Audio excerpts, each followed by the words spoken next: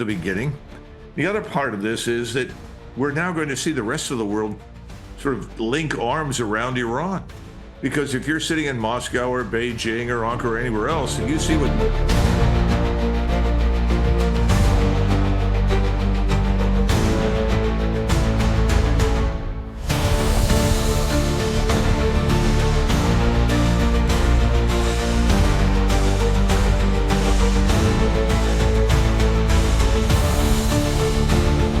The Iranians are firing all of their older missiles.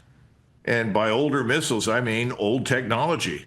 And the old technology is being shot down, which is the goal. They want the Israelis to waste all of their inventory on these old missiles before they start using the really high-end, devastating material.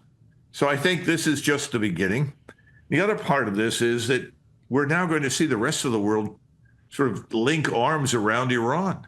Because if you're sitting in Moscow or Beijing or Ankara or anywhere else, and you see what's happening to Iran, you say, well, look, if we don't stand by these people, inevitably we'll be next. So I think all in all, this is a catastrophe for Israel.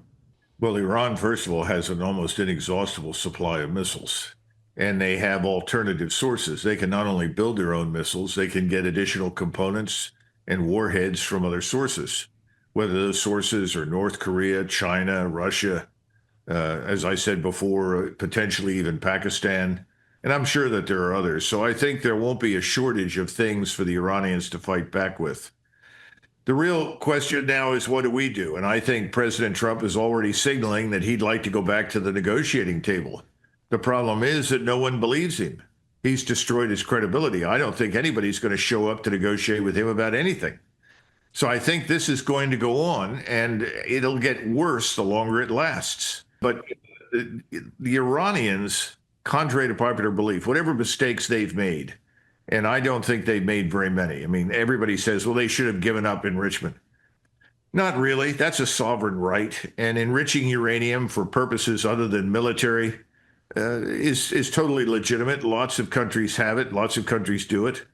The Indians and the Pakistanis both have nuclear weapons. They're too smart to use those things against each other.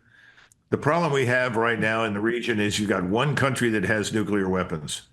They want to maintain that monopoly, and they're willing to do anything against anyone to keep it. And that's where we are. And we, unfortunately, have encouraged it and underwritten it.